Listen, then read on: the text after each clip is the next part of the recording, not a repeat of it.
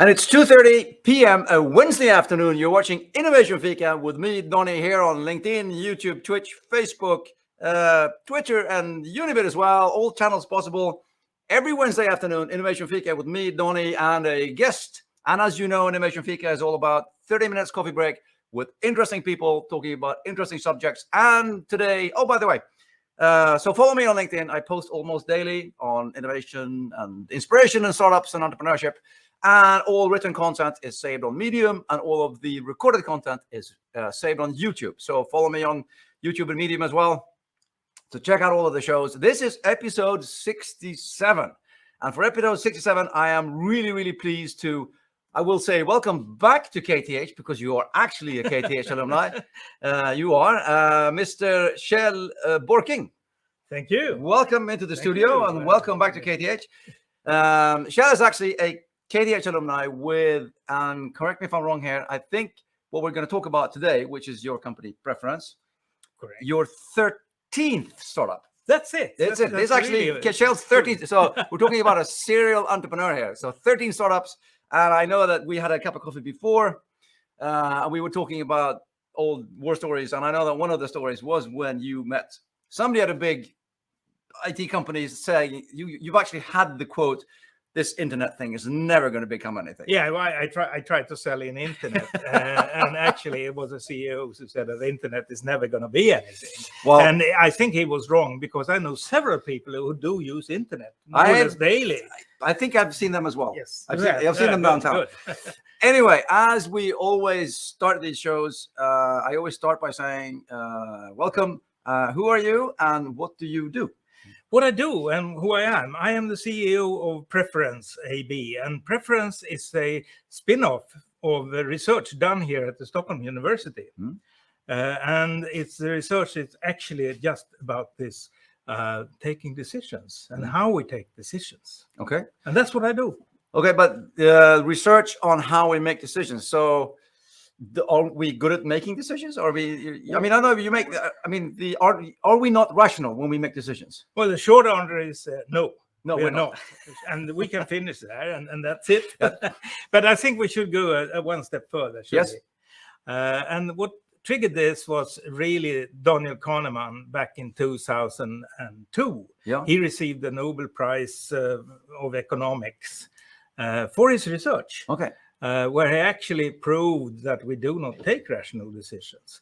And that was quite astonishing, because he did get it for economics. And in economics, there's a portal paragraph is that we do take rational decisions. Yeah. So that's sort of a uphill. Well, it's kind of discouraging to hear that we don't make rational decisions, especially within economy. Correct. Correct. I guess that's why he had this Nobel Prize. Yeah, but we also have a book about this, calling the thinking. Yeah, thinking fast, thinking slow. Thinking fast and slow, and that was a big thing a number of years back. Yeah, well, of course it was after. It still is, and people read it, but they don't react to it, I think. No. The idea in the book, if you should make it very short, this is a collection of his research, but his idea there is talking about thinking fast and thinking slow. Yeah. And he's talking about a system 1 and a system 2. And to make a long explanation short, we could say that how do we identify what is a system 1? And in order to identify it, I could ask you, what is 3 times 7? 21. 21. Oh, you know it. That's good. But I know that. I didn't have to think about it. No, it was not a conscious decision. But 43 times 79 or something. Oh, that's calculation. That's calculation. Yeah. Now it's a conscious decision. Yeah.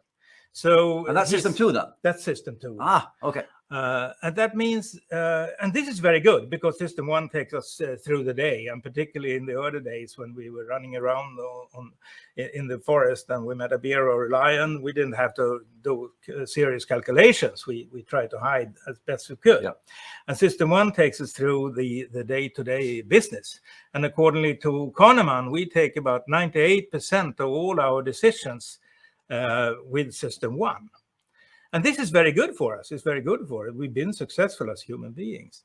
But there is one problem when you go into more complex decisions, and that is that this first intuitive decision creates a bias. Yeah. And we really like to stick to that. Yeah. So we want to stick to that decision that I took very, very rapidly. And this is really his thesis. And this is what creates a problem with System 1 and System 2. So, and I mean, I usually make the argument that most decisions are, emotionally triggered, but then we do a post-rationalization of why that decision was a good thing to do, which is kind of the same thing here that we act on. We talk about gut feeling, we talk about intuition, whatever. Exactly, we talk about those things, but that is actually System 1 working, and it's the stuff we know that we pick up, and I've done this before, it worked, and I'll do it again, kind of thing. It's an experience, and it's good. Okay, but how then do we make better decisions? I mean, the topic of the headline of today was, how to make informed decisions. So how do we go about this? Well, I think that you need a process to follow, because it's, if you're going to change this, you need to change your behavior somewhat. And what we say that we recommend that you do this in 6 steps. 6 steps. Six definite steps. Yeah. And first of all, when you do your decision, you should think of what you really want to achieve. I mean, you can leave all the alternatives, because sometimes you lock into one alternative, but step back and think, what do I really want to achieve? And when you know what you want to achieve, you also need to know how I'm going to evaluate it. Yes. And what is success? What is success? Yeah. Okay. And I think that's what we call criteria. And if we take simple examples, and we could take 3. We know, for example, it's in Sweden, we need to double our electric power in Sweden. I think it's, I may be wrong, but I think it's 160 more than we have today. More, and it should be double. And we need to do that relatively shortly. Yeah. We can take another thing. If I am running a company, I want to increase shareholders' value, and how do I do that? Yeah. And I thought also we could take, if I want to buy a new car.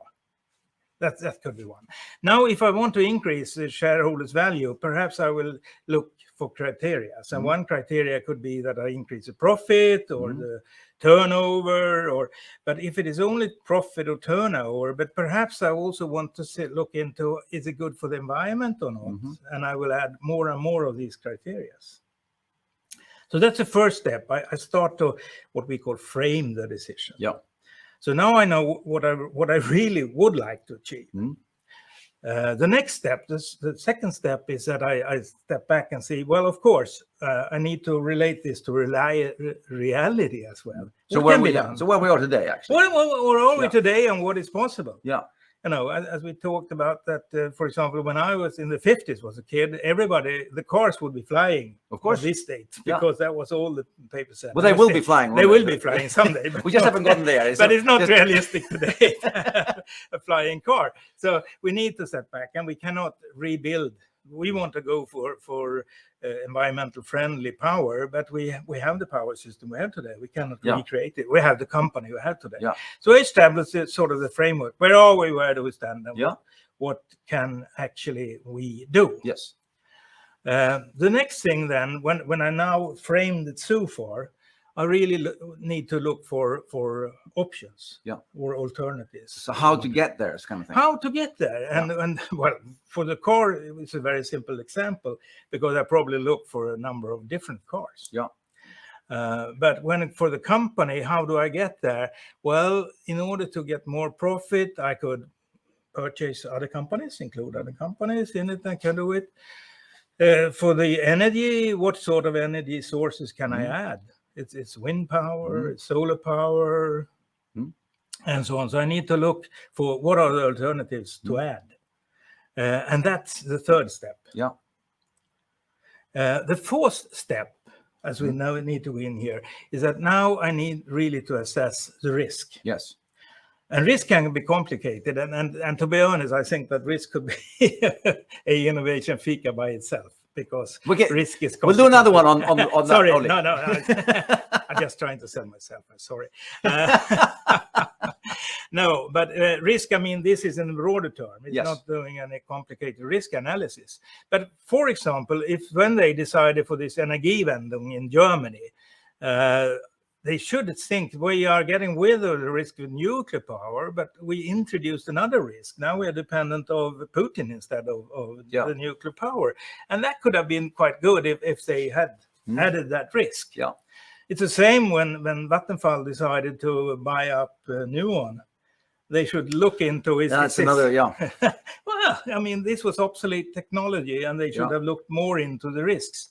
And so I think it's worth the time to spend time on this area. Yeah. What are the risks? So that's a fourth step. Yeah. Wait, one question. Oh, no, you go on with the steps first. I'll come back to the. Sure. Because this is an iterative process anyway. Yeah. So the next step then is, now we have established what the alternatives or options are, and we established the criteria. Now we need to evaluate all these options against each criteria. Yeah. So if you have the criteria environment and you have 6 options, you have to evaluate the criteria environment with all these 6 options. Yeah. And when you evaluate it, for example, if you take the car case, well, one could be price, for example, and that's simple because it is a price, or it's actually a range price. But in the car case, you're also looking for quality. And that's another thing. That's probably just a ranking between the alternatives because there's no way we can put money and convert money into quality. And when I've done that, when I evaluated all these alternatives for the criteria, I also need to rank the criteria internally. Because is it only profit? Maybe that's 10 times more important for me than environment. Of course, yes. But that's or the other way around. Yeah, but that's like a large procurement process where you actually rank the different. I mean, how important are the different decision criteria? Well? Exactly. Yeah. The only problem is when you run, and you can use this very much for procurement as well. The problem only is that in procurement you really don't know the alternatives. Of course, because that's they are coming in. Because that's what you're going to ask for. Of course, that's what you are. So when you get the bids in, then you have to evaluate them for the criteria. Yeah. But the positive thing with using this is, and this is what our research is, that we can both handle, uncertainty. So if you say that you have uncertainty both in risk or price or whatever, you can give a range. Yeah. And even that is information. Yeah. Because if you have a wide range, means that you don't know very much, and perhaps you should find out more. Yeah. So So then we have we've ranked the criteria, but there's nothing left now as well. It is actually, and I forgot that when I bought my car, I forgot to ask my wife. That sounds like a stakeholder thing. That's a stakeholder thing. And I think that's quite important. So you need to involve the stakeholders, of course. Yes. And don't forget that. And you can't involve everybody in the decision, but you need to think of who are the important stakeholders. Yeah. And when you involve the stakeholders, maybe that they don't have the same criteria, so you can add other criteria for the stakeholders. Yeah. And then perhaps you need to rank the stakeholders as well. And that's going to be interesting when I'm going to rank my wife and me, if I'm going to rank equal, or I have a feeling that there may be a difference there. Okay, but those are the 6 steps. Those are the 6 steps. 6 a very in list-wise simple process to make more informed decisions. However, it is of course a very complex process once you start digging into it, especially if it's a big, complex decision you need to make. Yes, and it can and it doesn't have to be sort of very linear. I mean, it's an iterative. It's an iterative, and you go on and you fill up with more information as you find that you need. And as I told, we can start with the information at hand and what we know. And one idea that we had in the research was that nobody should have to give more precise information than they have at hand, because we start with that, and then maybe we cannot find the best solution, the best alternative, but then at least we know where do we need to find more information. Yeah, and that's also important. Okay, so this is very, very much in. We could probably do this for hours because so many. I've got so many questions now. But going through the 6 steps, when we come to the risks, and we were talking about big like Germany and then Swedish government, things like that, and we've seen a number. I mean, as citizens, I can just talk myself. have the impression that we make a lot of very big decisions, and sometimes you go, but what were they thinking? I mean, why didn't they?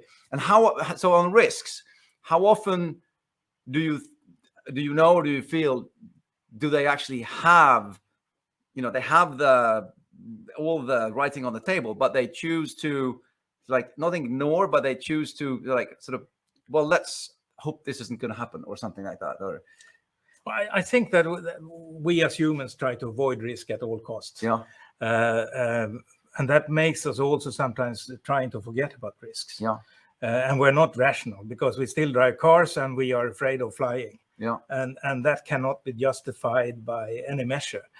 So we are not very rational in handling of risk.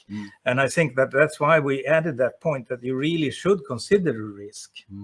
And actually, if you involve more stakeholders too, you get another view. And I think this is one of the reasons why you should follow these steps, and you should also document the steps that you're able to prove how did we end up with this decision.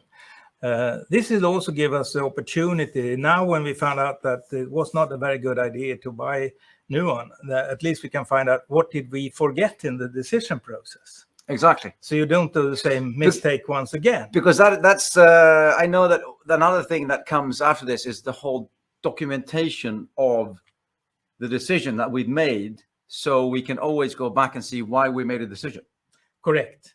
And that can also be used to explain to people how we took the decision. Yes. And that also may be that people, well, the idea... But hey, well, you're adding accountability here then. Yeah, that's a problem.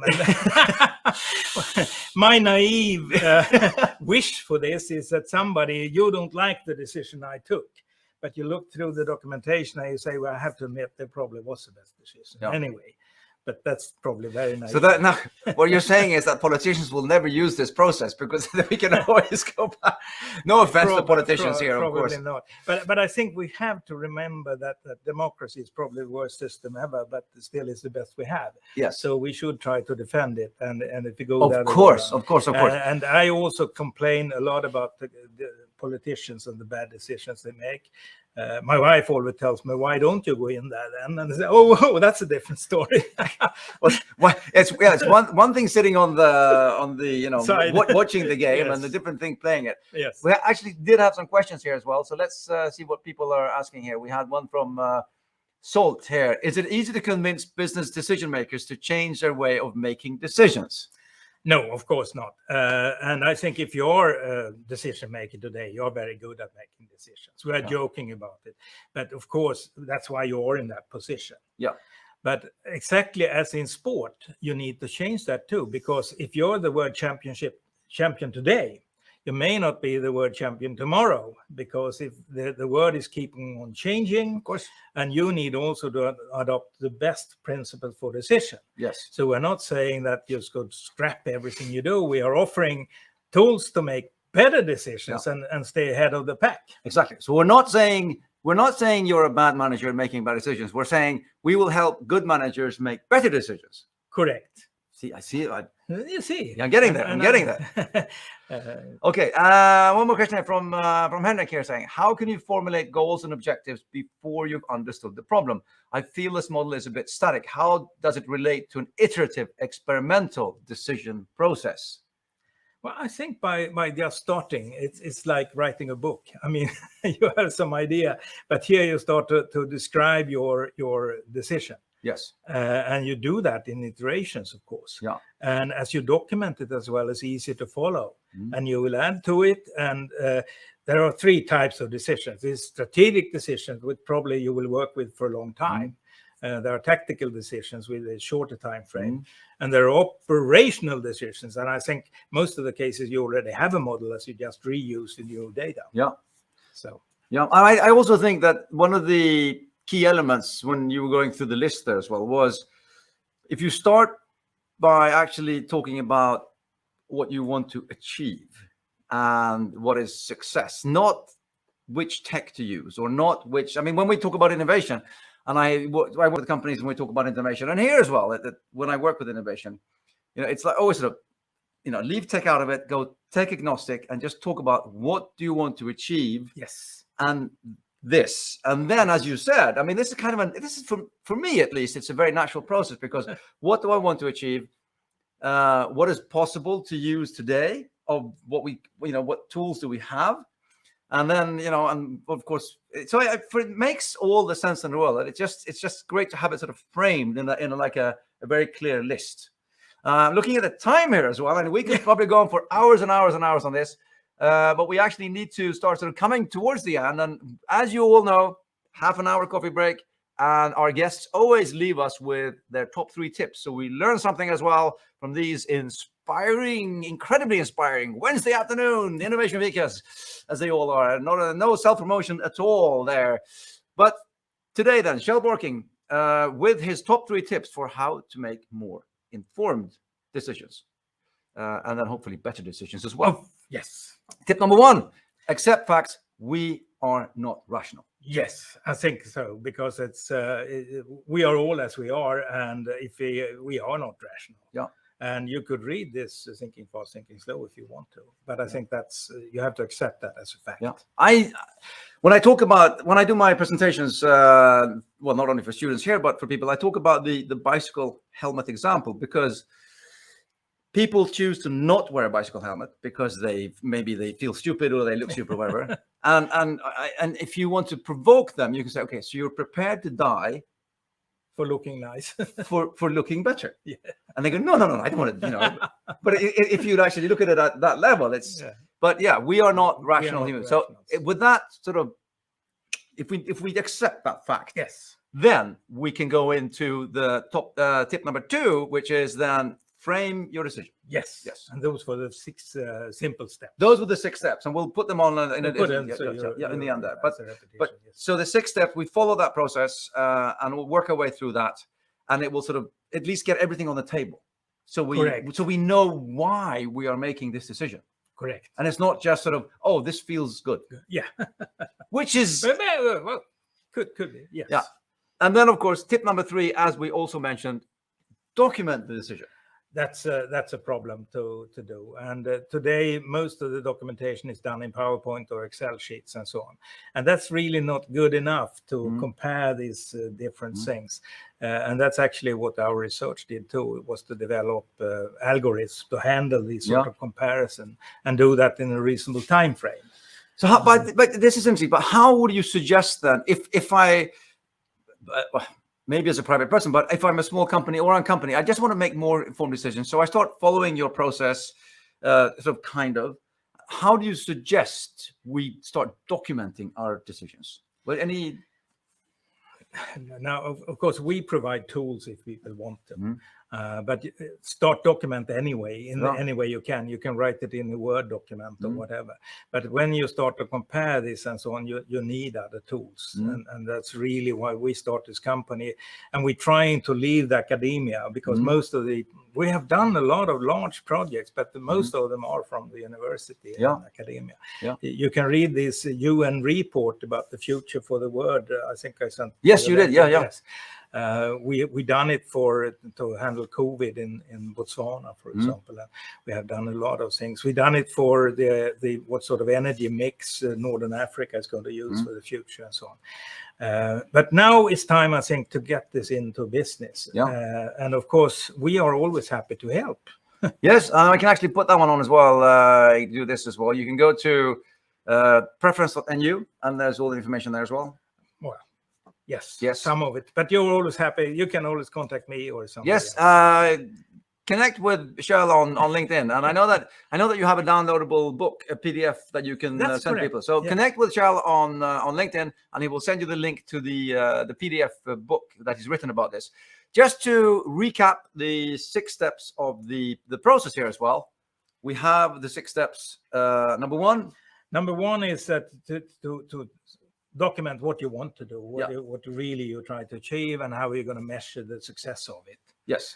Number two, add some reality to it and look where you are and where you stand today and what is feasible to do. Yes. And then number 3, the options. The options, then you need to look about realistic alternatives. Yeah. And these alternatives may not be single. Well, sometimes you don't have an alternative, but there is always an alternative to do it or not to do it. Of course. And in energy, for example, it's probably a portfolio. Yeah. that Of you were course, looking yeah. for, yes. And then we have number 4, which is the risks. The risk, really step back and look broadly what sort of kind of risk can occur if I do these decisions. Yeah. And we had some examples when it went wrong. Of course. And then 5 was the ranking of the importance. Yes, you have to be honest here. I mean, if you don't care about the environment, then you have to say that. Yeah. Rank it low. But of course. Yes. And then number 6, then empower the stakeholders. Yes. Involve stakeholders, and you have to be critical here, of course, but important people must be involved in this. And here you can start this iterative process to get them along. Well, I would say that this is for me, in innovation, it's kind of an intuitive way of approaching a problem. It's just great to have it sort of written down now as well and backed by research. I mean, we have it feels like it's validated as well. I know that I'm going to try and say Kungliga Vetenskapsakademin in English. Well, I could say the Swedish Royal Academy of Engineering Science. That's the one. Yes. They actually they started when they were 100 years old. Yes. In 2019, and they research all the universities for research that could be good for the business, and they call it R2B, research to business. And our little research project has actually been chosen every year, or different aspects of it. Okay. So even this year. So we are quite proud of it. So there's some proof to the model and point as well. We like to think so. Yeah. Looking at the time here, getting to the end, as you all know, this was Innovation Fika episode 67 with Kjell Borking from Preference. Follow me on LinkedIn and all of the channels. This will be recorded and saved on YouTube. And with that, I will say thank you so very much to Kjell. Thank you for coming. And we'll have another one on the risks later on. I'm looking forward to that. And everyone out there, next Wednesday afternoon, 2:30 p.m., episode 68 then. But for today, thank you and goodbye. And I'll see you all next week. And thank you again, Kjell. Thank you.